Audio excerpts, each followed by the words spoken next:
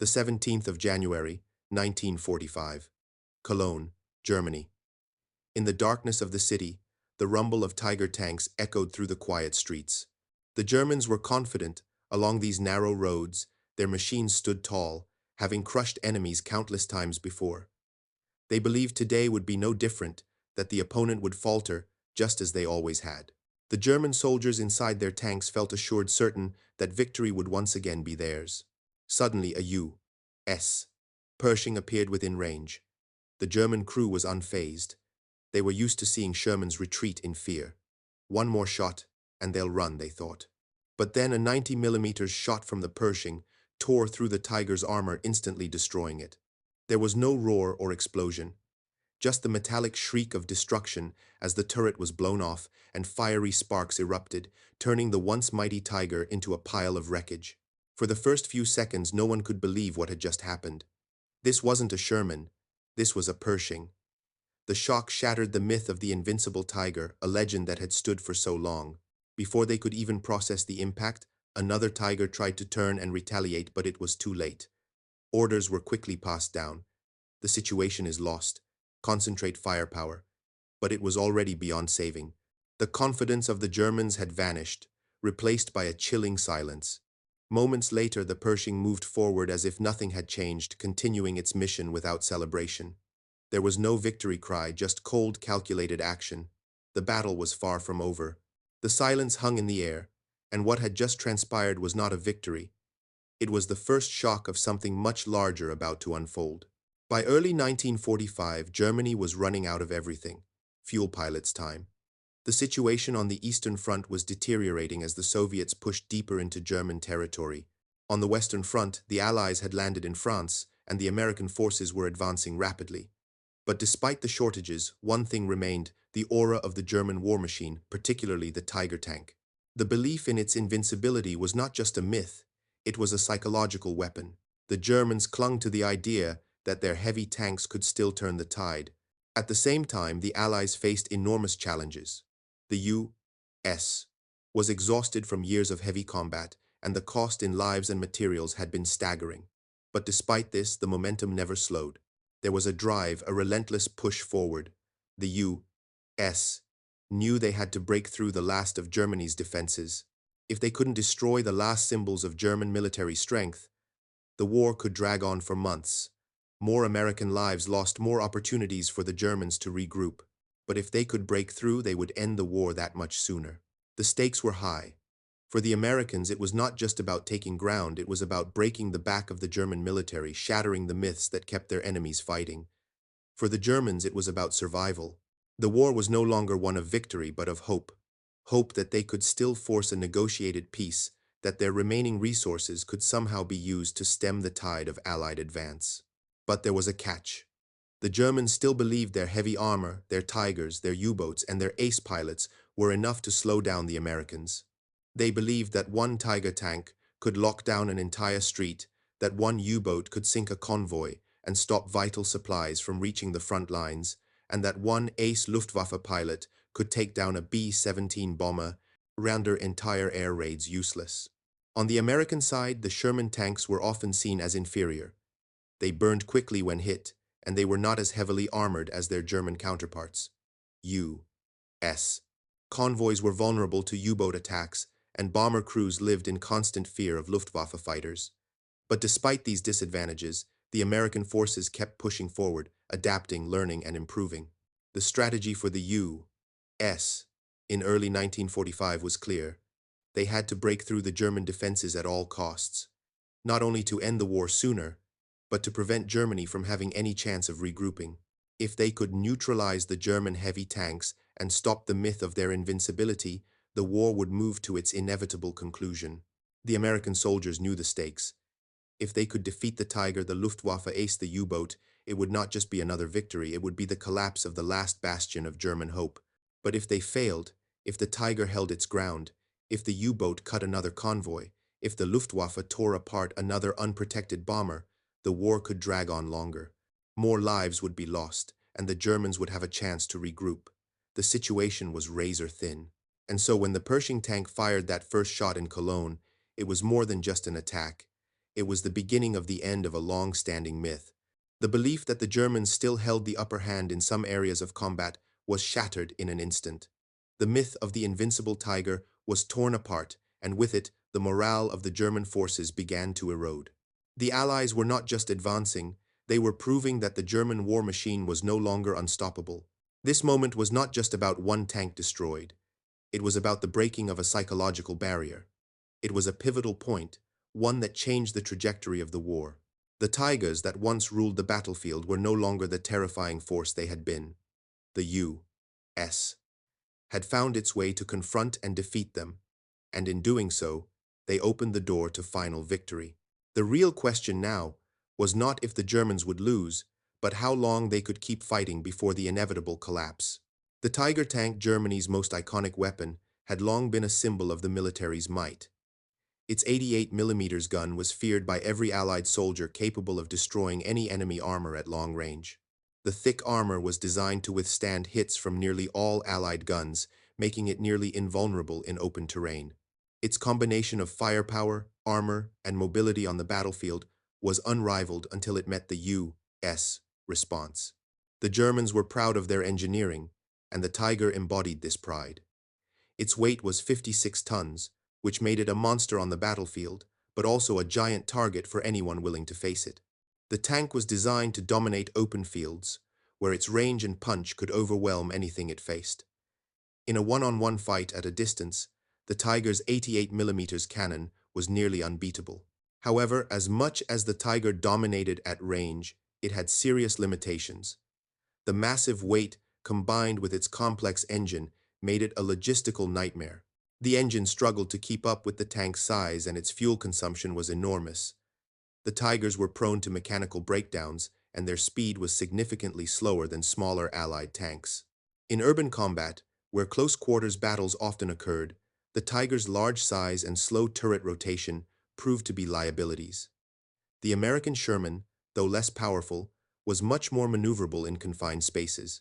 On the other hand, the Pershing tank that the Americans deployed was a direct response to the German threat. Its 90mm gun was designed to match or exceed the firepower of the German 88mm. The Pershing's 45 tons of weight were spread more efficiently than the Tiger's, allowing it to have a faster top speed while maintaining considerable firepower. But the most important difference lay in the tank's durability.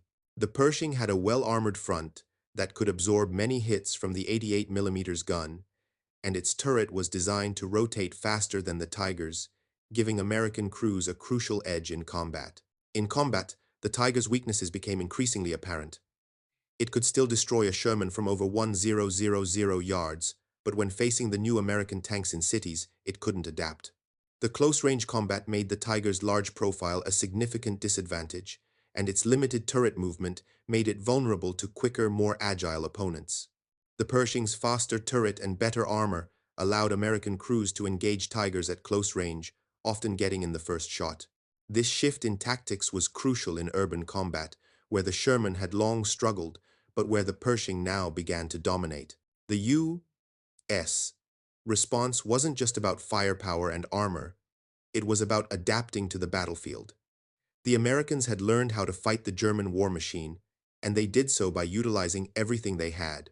The Pershing tank was the most visible symbol of this shift, an answer to the German Tiger built for a different kind of combat. But the Pershing was just part of the story.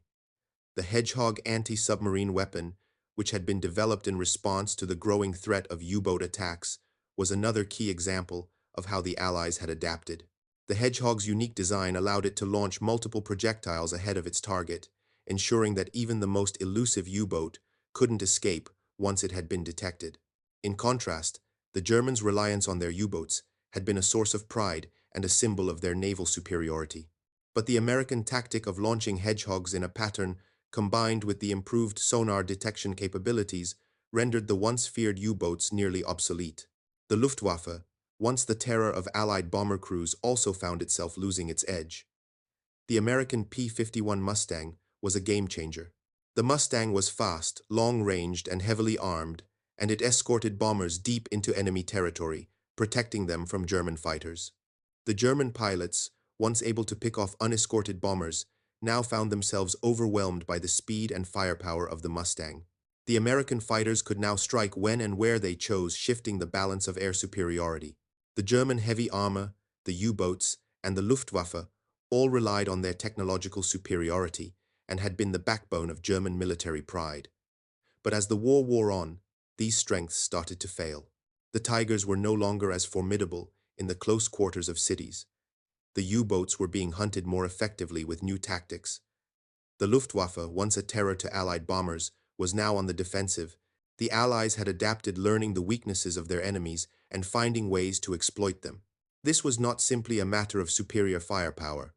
It was the result of years of learning, adapting, and outpacing the German war machine.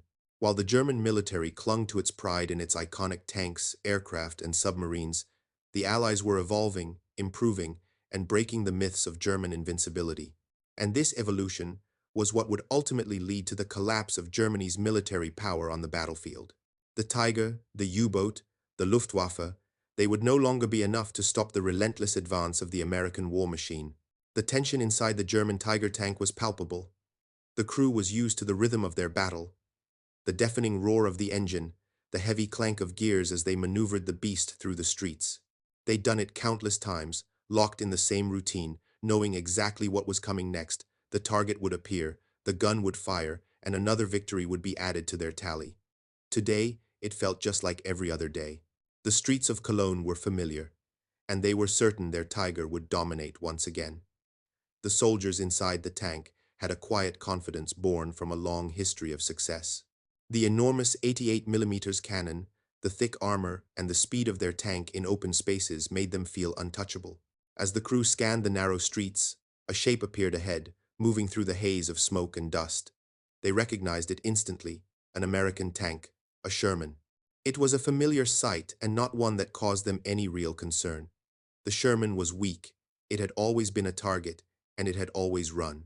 The crew members exchanged knowing glances, silently confident that the outcome would be the same as it always had been. They had seen the fear in the eyes of their enemies.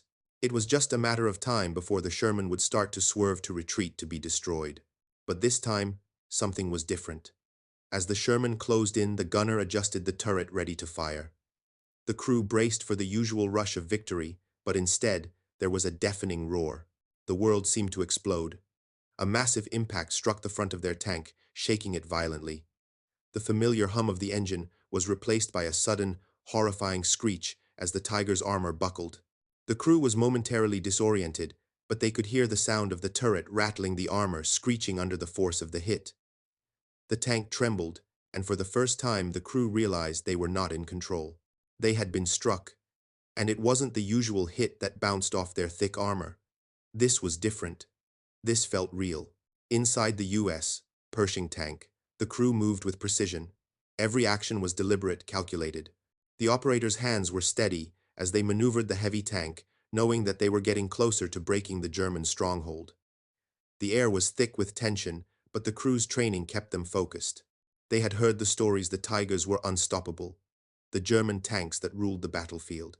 But here they were, a new breed of American tank designed to take down the might of the German war machine. The Pershing's 90mm gun was its weapon of choice, and it would prove to be the great equalizer. The crew didn't hesitate. As the Tiger came into view, the commander gave the order, "Take the shot." The gunner adjusted his sights. There was no room for error. The shot had to be perfect. This was their moment.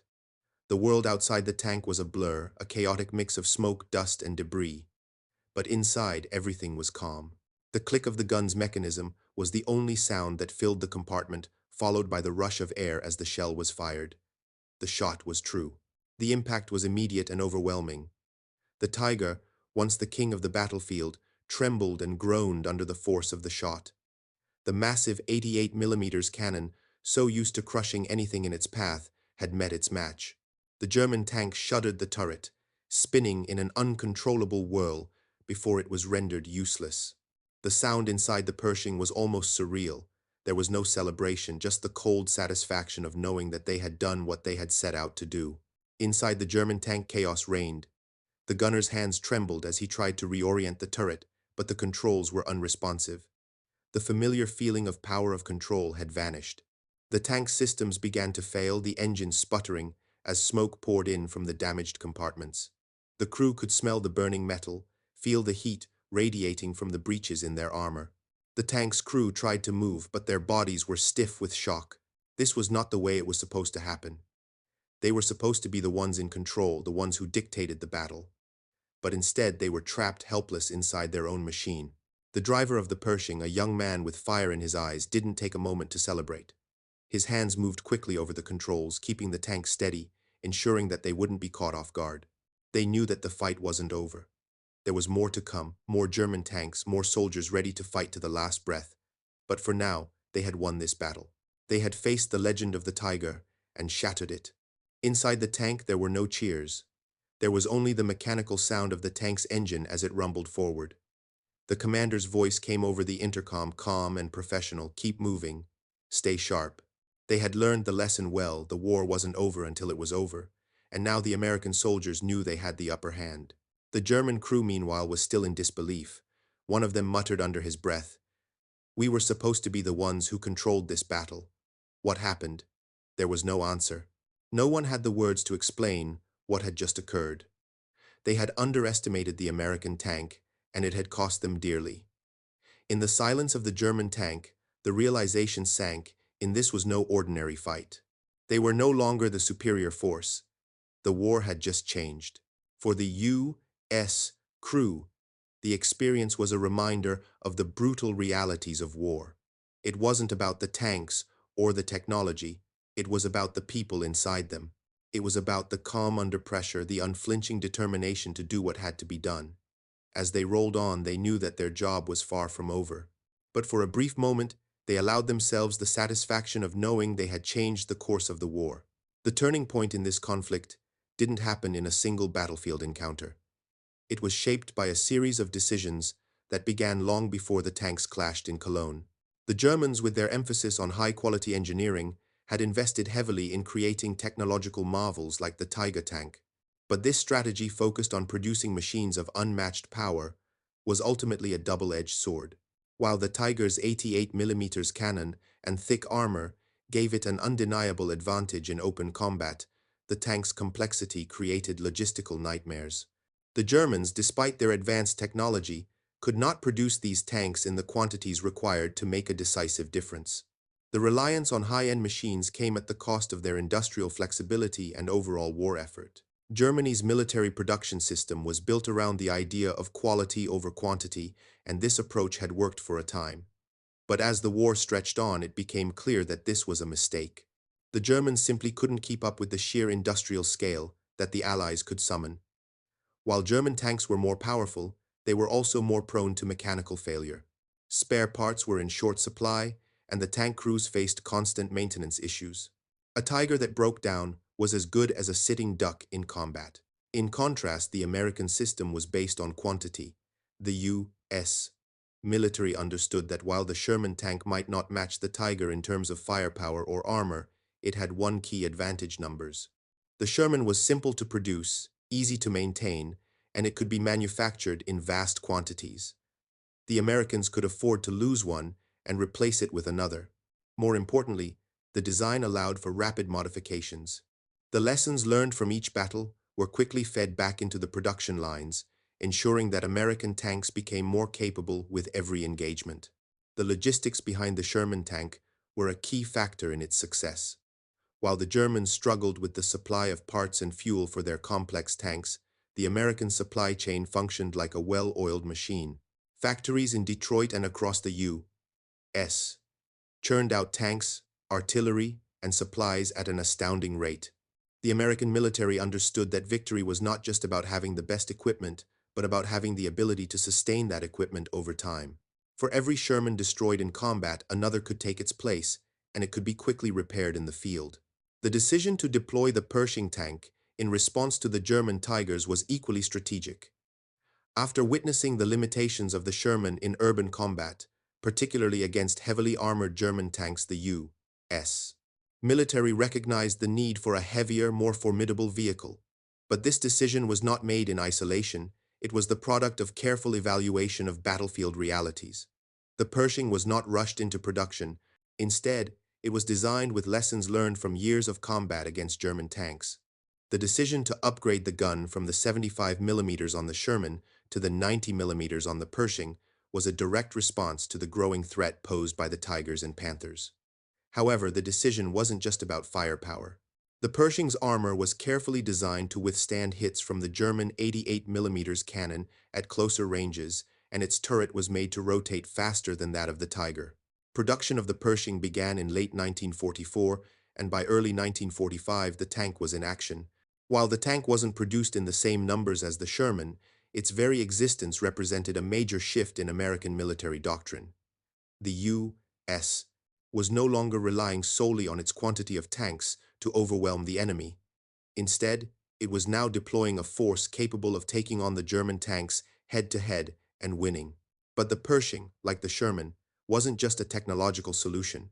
It was a symbol of the American war machine's adaptability. When the war began, the U.S. had few heavy tanks to speak of. But as the war progressed, the U.S.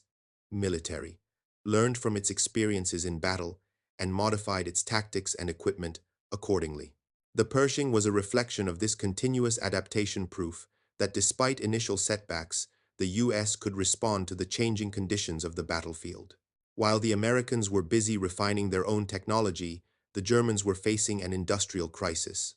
The German military could not afford to make the same kinds of adjustments that the Americans could. The Tiger, the pride of their tank fleet, was an incredible machine, but it came at a cost. Its production was slow, its fuel consumption was astronomical, and it required constant maintenance. As Germany's war effort faltered, the country was increasingly unable to provide the resources needed to keep its Tigers running.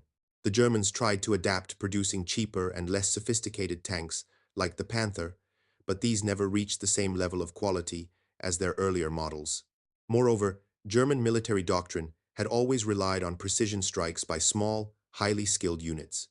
Their best pilots, their finest tank commanders, and their elite troops were meant to be the tip of the spear. But as the war wore on, the Germans were forced to fight with fewer and fewer of these highly trained specialists. The Luftwaffe was gutted by the loss of experienced pilots, and the German army struggled with an increasingly inexperienced and demoralized workforce. The Germans were also running out of fuel and raw materials. They could no longer replace their destroyed tanks and aircraft at the same rate as the Allies. And without the industrial capability to produce new weapons and supplies, they were forced to rely on outdated technology. The Allied supply chain, on the other hand, was far more resilient. The U.S. had vast reserves of oil and raw materials. The British had a strong industrial base, and the Soviets were able to produce weapons at an astounding rate. The sheer weight of numbers meant that the Germans were fighting an uphill battle, and the longer the war dragged on, the harder it became for them to sustain their technological advantage.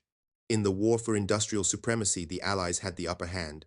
The Germans' insistence on producing sophisticated, high-quality weapons came at the expense of maintaining the production rate necessary to sustain a prolonged conflict. The U.S., on the other hand, was able to churn out weapons, tanks, and supplies faster than the Germans could destroy them. In the end, it wasn't just about superior firepower or armor. It was about having the ability to sustain the fight. The production of the Sherman, the Pershing, and the countless other weapons that the U.S. churned out during the war was not just a matter of technology, it was a matter of industrial strategy. The U.S. understood that quantity and adaptability would win the war, and it proved to be right. While the Germans focused on building the perfect weapon, the Americans focused on building the machines that could win the war. The difference in industrial philosophy became painfully clear as the war dragged on. The Germans, despite their technological superiority in some areas, could no longer keep up with the Americans. The Allies had learned how to outproduce and outlast the Germans, and it was this industrial capability that ultimately tipped the scales in their favor. The tanks, planes, and ships that the U.S. and its allies produced in overwhelming numbers were not just products of advanced engineering. They were products of a strategic vision that understood the true nature of war. And that vision, focused on quantity, adaptability, and sustainability, would bring victory in the end. The myth of the invincible German war machine began to unravel on the battlefield. The Tiger tank, once regarded as a symbol of German engineering superiority, had been the subject of countless stories and rumors. It was the king of the battlefield, a machine that could take on anything the Allies threw at it and emerge victorious. The Germans had built their reputation on the Tiger, and its presence on the front lines had been a source of fear and respect. The stories of its invincibility had been repeated over and over, becoming a cornerstone of German military pride. But now, with the Pershing tank firing its deadly 90mm shell into the heart of the Tiger in Cologne, that myth was being shattered. The first shot had proven that the Tiger could be defeated, and it wasn't just a lucky shot. The impact had torn through the Tiger's thick armor, and for the first time, the German crew felt what their enemies had been enduring for years: vulnerability. They had relied so heavily on the power of their tanks, but now faced with a new threat, they could no longer maintain the illusion of invincibility. As the battle raged on, it became clear that the Germans were no longer the overwhelming force they once were. Their once feared tanks, aircraft, and U-boats were no longer enough to stop the American advance.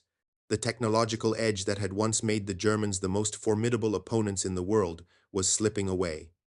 Their tanks, while powerful, were too slow and too costly to produce in sufficient numbers. Their pilots, once elite, were being replaced by inexperienced trainees. Their U-boats, once a threat to Allied supply lines, were now being hunted with deadly efficiency by American forces. The psychological impact on the German soldiers was profound. They had always believed that their equipment would carry them to victory. But now, in the face of American innovation and relentless production, they saw their once unstoppable weapons become vulnerable. The legend of the Tiger was no longer a story of invincibility. It was a reminder of how quickly a myth could be crushed in the face of reality. For the Allies, the collapse of this myth was a turning point. The Germans had built their entire strategy around the idea that their technology could not be matched. They had convinced themselves that their superior tanks, weapons, and tactics would be enough to keep the Allies at bay. But as the Allies adapted, as they learned from their experiences and improved their equipment, the myth of German superiority began to fade. The Pershing, the Mustang, the Hedgehog, they were not just new weapons, they were symbols of how the Allies had adapted to the evolving battlefield, how they had learned from each engagement and used that knowledge to overcome the Germans. In the wake of the first few encounters, the German soldiers began to question everything they had been taught. The Tiger tank, once the epitome of German strength, was now a symbol of their failure to adapt. No longer could they rely on their reputation or their technological superiority. The Allies had figured out how to fight back, and with every battle they proved that the German myth was just that, a myth. For the German command, the realization was even more devastating. They had staked everything on their tanks and planes. They had invested immense resources into the production of the Tiger, the Panther, and the U-boat. These were their trump cards, the weapons they believed would turn the tide of the war. But now those weapons were being rendered obsolete by American innovation and industrial strength. The German military leadership had miscalculated in a way that would be difficult to recover from. They had underestimated the ability of their enemies to adapt, to overcome the technological gaps, and to fight with a relentless drive that the Germans could no longer match. As the war continued to shift in favor of the Allies, the German soldiers were forced to confront the reality that they were no longer the dominant force on the battlefield. The psychological impact of this collapse was felt across the ranks. Soldiers who had once believed in the invincibility of their tanks and planes now saw those same machines destroyed, rendered useless in the face of American tactics and firepower. The aura of invulnerability that had once surrounded the German war machine was gone, replaced by a growing sense of desperation. The collapse of the Tiger myth wasn't just about losing a battle. It was about losing the very idea that had propelled the German military forward for so long. The Germans had relied on the myth of technological superiority, but now they were confronted with the stark reality their machines could be destroyed, and their once dominant military might was no longer enough to win the war. As the Allies continued their advance, the Germans found themselves caught in a downward spiral. The loss of their technological edge was compounded by the collapse of their morale. The soldiers who had once fought with confidence and pride were now uncertain, questioning the effectiveness of their weapons and their ability to hold off the Allies. The myth of the Tiger had been broken, and with it the myth of German invincibility. In the aftermath, the Allies understood that the collapse of this myth was not just a victory in battle, it was a victory of strategy, logistics, and adaptability. The U.S. military had not relied solely on the superiority of its weapons, but on its ability to produce them in overwhelming numbers and to adapt them quickly to the realities of war.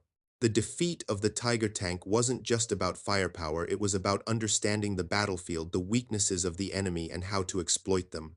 For the Germans, the collapse of their myth was a bitter pill to swallow. They had once believed in the invincibility of their tanks and aircraft, but now they saw that these weapons could be defeated. The Tiger, the symbol of their technological prowess, was no longer the monster it had once been. The collapse of this myth marked the beginning of the end for the German war effort. Their ability to strike fear into their enemies was gone, and with it, their hopes of victory. The collapse of the Tiger's myth was not a single moment. It was the result of a series of events that demonstrated the failure of German technology, strategy, and morale. The Allies had learned how to fight the myth, how to break it down piece by piece, and how to turn it into a symbol of their eventual victory. The legend of the Tiger was no longer a story of power, it was a story of defeat. In the days and weeks following the battle, the Allies knew they had made a decisive breakthrough. The destruction of the Tiger tank in Cologne had not only shattered a symbol of German might, but had also created a ripple effect that would reverberate across the entire battlefield. The Germans, once so confident in the superiority of their tanks, now faced the harsh reality, for their technological advantage had been overstated, and their inability to adapt quickly enough was costing them dearly. For the Americans, the victory was significant, but it was not yet final. The collapse of the Tiger tank myth was just one piece of a much larger puzzle. While the Allies had succeeded in proving that the German war machine could be defeated, they still had to contend with an entire military apparatus that was unwilling to surrender easily. The Germans would not simply admit defeat. They would continue to fight, to regroup, and to try to use what little they had left to turn the tide. In the months that followed, the strategic shift was clear. The Germans began to retreat, but their belief in their superiority did not vanish overnight. The remnants of their armored divisions, though increasingly outmatched, continued to offer stiff resistance. Yet the weight of losing their invincible tank, their emblem of strength, was too much to bear. As the Allies continued to advance through France and into Germany, they began to feel the psychological impact of their victory. The Germans were no longer feared as an unbeatable force. They were now seen as a broken machine, one that had lost its edge.